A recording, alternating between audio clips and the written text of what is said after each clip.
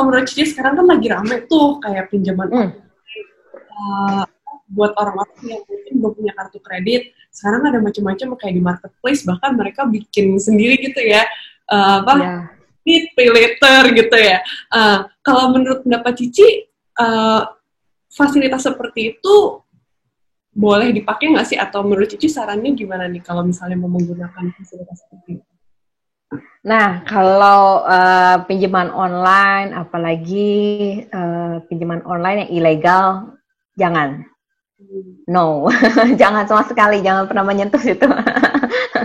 Karena jujur aja itu susah banget sih, susah banget untuk kalau misalnya kita terjebak di situ mau keluar itu karena bunganya kalau pinjaman ilegal artinya adalah pinjaman online yang memanfaatkan aplikasi atau memanfaatkan teknologi ya. Tapi sekarang itu kalau pinjaman ilegal mereka berarti tidak terdaftar di bawah OJK. Ketika tidak terdaftar di bawah OJK, berarti tidak ada pengawasnya, mereka bisa beroperasi seenaknya mereka. Nah, seringkali nih pinjaman ilegal itu pertama, mereka itu ciri-cirinya ya, mereka itu bunganya tinggi sekali. Ada yang sekarang itu OJK menetapkan paling tinggi maksimum 0,8% per hari. Kalau sebelum diatur itu ada yang bahkan mungkin 1%, ada yang sampai 9,5% per hari. Oh, gila-gila. Jadi kebayang nggak kalau 2 juta aja mereka pinjam dikenain 9,5% per hari, itu udah berapa tuh? 180 ya, udah. Pokoknya udah pinjamannya tuh udah mereka udah nggak akan mungkin ngegulung ya nggak bisa bayar lah gitu. Dan kalau nggak bisa bayar, biasanya skema mereka menagih itu awalnya mereka akan biasa-biasa aja gitu ya, nadanya biasa. Lalu berikutnya mereka mulai akan mengintimidasi gitu ya, oh jadi kapan ibu bayar nih, masa nggak bisa sih pinjam tapi nggak bisa bayar, pokoknya biasanya sih ini nadanya akan mengintimidasi untuk kita. Lalu berikutnya lagi mereka itu bisa mengakses, ada beberapa aplikasi pinjaman online yang liar itu mereka bisa mengakses data kontak kita. Nah, banyak keluhan yang muncul bahwa orang-orang yang berada dalam kontak itu mungkin cuma kenalan temennya, teman biasa doang, teman kantor, tapi sampai ditagih gitu ya. Jadi dipermalukan secara sosial. Nah, ada banyak kasus tuh yang bahkan sampai dipecat ya dari kantornya, ada yang bahkan sampai kasus bunuh diri juga.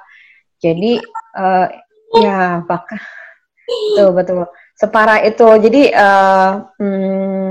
apa ya, sebaiknya sih jangan pernah nyentuh pinjaman online deh.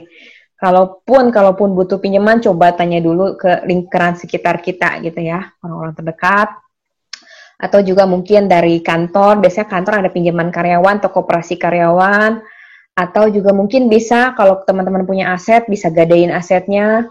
Tapi teman-teman bisa dapat pinjaman cair ya, pinjaman lunak. Biasanya itu kalau teman-teman pinjaman yang ada jaminannya, biasanya bunganya akan lebih rendah. Atau bisa juga sementara nih, misalnya pakai kartu kredit, karena kartu kredit kan biasanya bank-bank yang memang di bawah OJK, bank-bank umum ya. Jadi bunganya pasti nggak akan seliar dari pinjaman online ilegal. Meskipun memang pasti ya ada bunga aja yang terus berbayar dan kewajiban itu harus kita penuhi. Gitu sih. Jadi jangan big no. Oh, aku baru denger nih yang sampai seserem itu ya, sampai dipecat. Banget. Sampai bunuh diri lagi.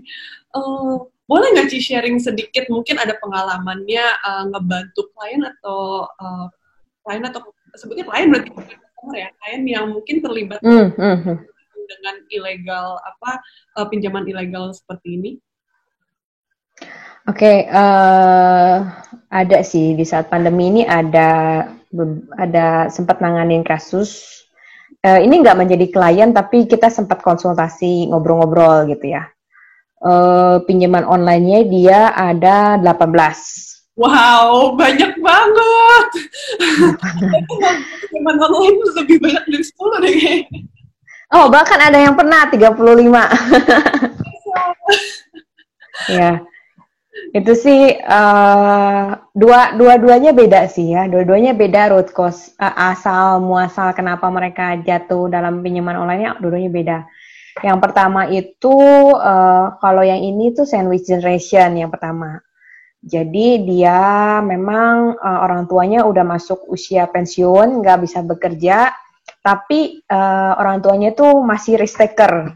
Profil resikonya tuh masih senang berinvestasi di tempat-tempat yang resikonya tinggi gitu. Nah, suatu hari resiko investasinya itu tuh gagal bayar. Gagal bayar, rugi, terus banyak tagihan di rumah yang nggak bisa terbayarkan. Akibatnya sebagai anak, satu-satunya dia harus bayarin orang tua tanggungan utang orang tua. Nah, tapi dia juga ditambah sendiri juga nggak punya pengelolaan keuangan yang baik gitu. Jadi nggak punya dana darurat. Sendiri pun uangnya masih pas-pasan gitu ya. Masih sering habisin gaji bulanannya buat lifestyle daripada buat nabung, buat berinvestasi.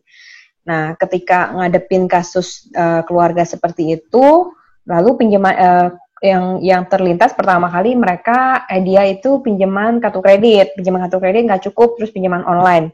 Dan pinjaman online itu kan tenornya pendek ya.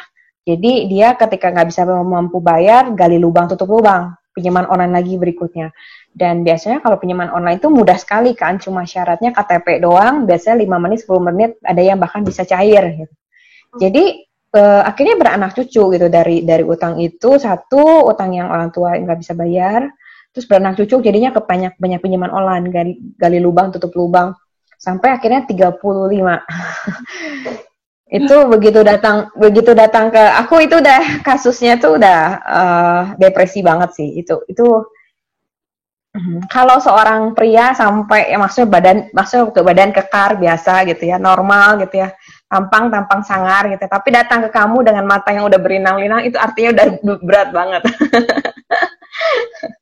Jadi itu sih itu sebegitu mengerikannya gitu, bukan karena memang salah dia yang salah banget gitu, salah jalan nggak juga gitu, cuma karena dia nggak well prepare aja sampai akhirnya mengambil keputusan yang salah, lanjut, akhirnya sulit untuk keluar dari situ. Kalau yang kedua itu karena terkait dengan masa pandemi ini nih. Jadi dia itu kerjanya sebagai event organizer. Event organizer di saat-saat pandemi gini kan sama sekali udah nggak ada pendapatan ya event organizer. Karena semua event-event offline udah harus diberhentiin, switch ke online. Nah, akibatnya dia bisnisnya udah dia tutup, semua udah diberhentiin, udah dijual-jual, tapi tetap aja di keluarga ada yang perlu dikasih makan. Nah, begitu dia nggak sanggup bayar, ya itu udah dijualin beberapa aset, terus kartu kredit, terus pinjaman online. Nah, yang salahnya ini adalah pinjaman online ini ilegal. Jadi bunganya nyekik sekali, gitu. Bunganya nyekik sekali dan menyedihkan sih sebenarnya, orang yang baik-baik, orang yang kehidupannya baik-baik banget, tapi jadi seperti ini saat ini di tengah pandemi mesti berjuang untuk bisa keluar dari pinjaman-pinjaman yang online ilegal, pinjaman untuk kartu kredit dan lain-lain dia sih. Itu banyak sih, Karen. Yang lagi berjuang. Semangat untuk teman-teman kalau yang nonton lagi berjuang di situ. You are not alone.